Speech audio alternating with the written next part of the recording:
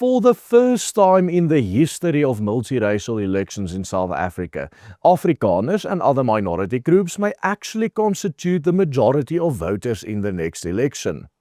With just 4 months to go until the next municipal elections, everyone is focused on which parties are rising and which are falling, but almost nobody is paying attention to the single most important factor that could decide the outcome: who actually turns up to vote. And once you look at the numbers, the implications are nothing short of astonishing.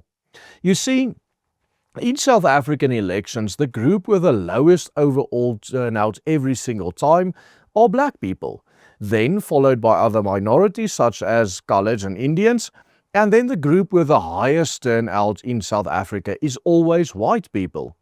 White people, who make up 10% of the population, have a turnout up to 2 times higher in every election than black people, meaning that white people become 20% of the electorate, and black people only become about 60% or 65% of the electorate.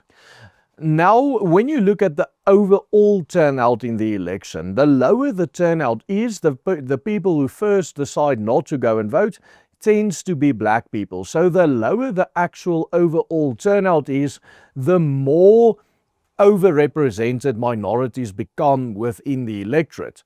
So an election with a very high turnout has a very good election results for the ANC, the EFF and the MK party, whereas an election with a very low overall turnout will have much better results for parties such as the DA and the Freedom Front Plus. In this election that is coming up now, it might be the lowest overall turnout in South African history, making it the best possible scenario for minority parties. Let's explain. According to the latest data from the South African Electoral Commission released after the most recent registration weekend, only 62% of South Africa's eligible voters are registered to vote in the upcoming elections. This means that there are around 17 million eligible voters who have not registered to vote in the upcoming election. But what is even more astonishing is how low political analysts now predict the turnout can be in the upcoming election, with many foreseeing a turnout drop even below 30% of registered voters. The most recent Human Sciences Research Council's 2026 voter participation survey warned that South Africa is facing its most challenging pre-election climate ever, with extremely high levels of frustration, disengagement and non-registration, all of which could significantly affect the voters' turnout.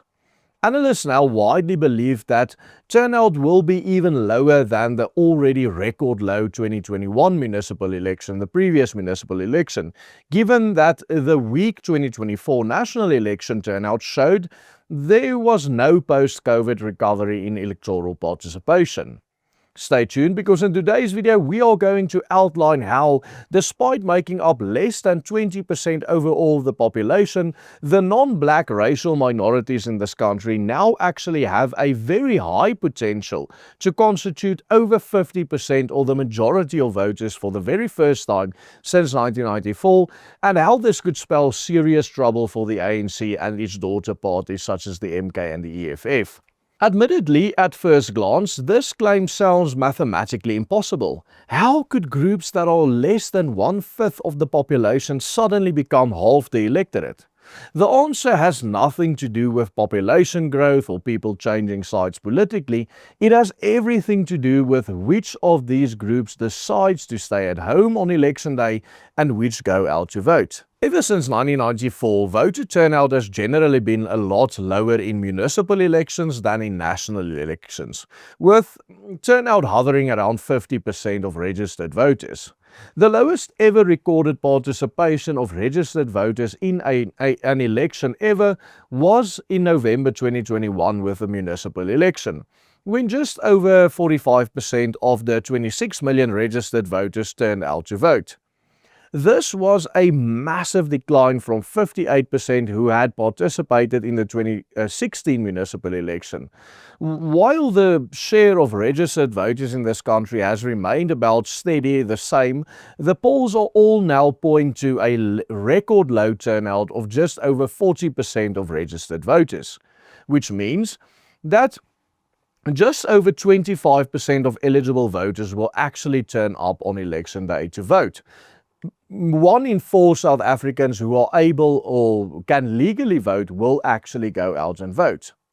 And the reason for this is very simply that the traditional voter base of the ANC and its daughter parties are tired and fatigued and would rather just spend the day drinking or be with their friends and family than go queue to vote in an election that the majority of people in this country now believe will make no difference whatsoever according to all latest polls. They are tired of decades of broken promises from politicians who only care about themselves, but at the very same time they would rather stay away from the voting booth than vote for a more liberal party such as the Democratic Alliance. So, while we don't have the exact figures broken down by racial group, we do know that the drop in turnout is largely among ANC and EFF voters and MK voters. After all, if your entire political platform is based on perpetuating a victim-oppressor mentality, your voter base would naturally have far less interest in participating in municipal elections, which are far less ideologically driven and focused almost exclusively on service delivery. The low voter turnout among the base of these more revolutionary Pan-Africanist Marxist parties is evidenced in particular by the fact that a poll conducted by the Social Research Foundation in March found that support for the EFF has dropped to as low as 5% among people who will actually go out and vote, while it could be much higher among the general population, placing the EFF at around the same level as the IFP and the Freedom Front Plus. Single-digit parties, low single-digit parties. But here's the shocking twist.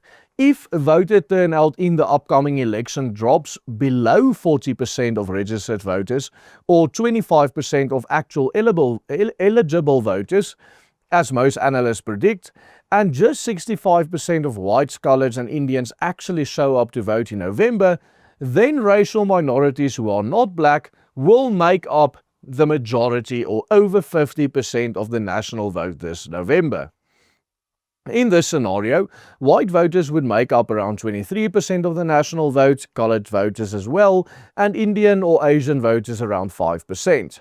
Now keep in mind though that this is not a national election, which means that on a municipal level in certain areas of the country, these demographic groups might actually end up making up the vast majority of voters.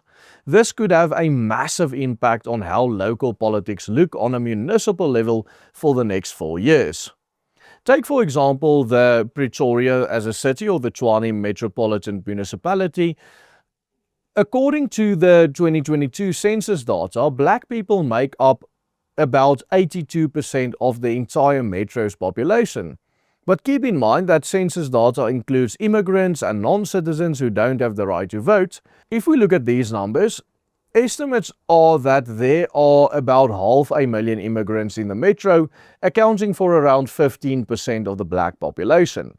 All of this implies that if the voter turnout in Pretoria was 65% among Afrikaners and only around 25% among black voters, which is very likely in this election, which would mean that Afrikaners would be about 2.5 times more likely to vote than black people, up from the roughly two times more likely we had in previous elections, then the white and black share of the vote in Pretoria would be about evenly split between the two groups.